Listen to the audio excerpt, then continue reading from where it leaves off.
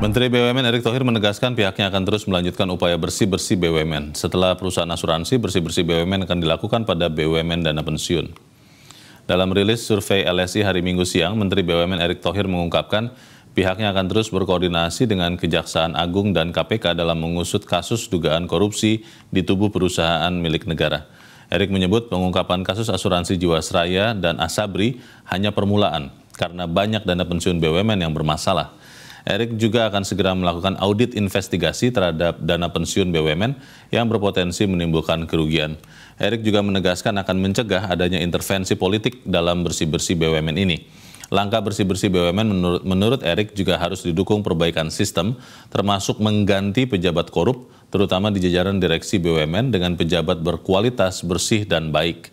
Erick juga telah memangkas jumlah BUMN dari 108 menjadi 41 BUMN produktif dengan laba mencapai 125 triliun rupiah tahun 2022.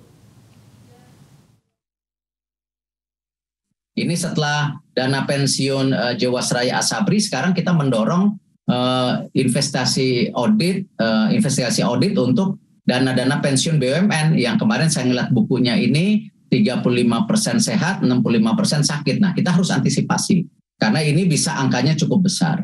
Nah, kita dorong juga kasus-kasus seperti Garuda, kita dorong kemarin. Lalu juga ada kasus-kasus yang kita tidak tahu terjadi, ya. Contoh misalnya Waskita Beton, ya. Tentu ini juga terima kasih dari teman-teman penegak hukum bisa menginformasikan karena memang secara data waktu itu kita sudah melihat sepertinya ada penipuan. Artinya secara publik waktu itu mengeluarkan right issue, surat utang atau apalah saya lupa detailnya, tetapi ternyata penggunaannya tidak benar. Nah, kita dorong hari ini. Dan alhamdulillah kalau saya lihat sih hasilnya sudah ada ya. Dari 108 BUMN kita dorong menjadi 41. Kalau kita lihat data-data rugi laba BUMN yang tadinya diawali ketika saya masuk 13 triliun, sekarang menjadi 125 triliun. Dan insya Allah untuk tahun ini angkanya bisa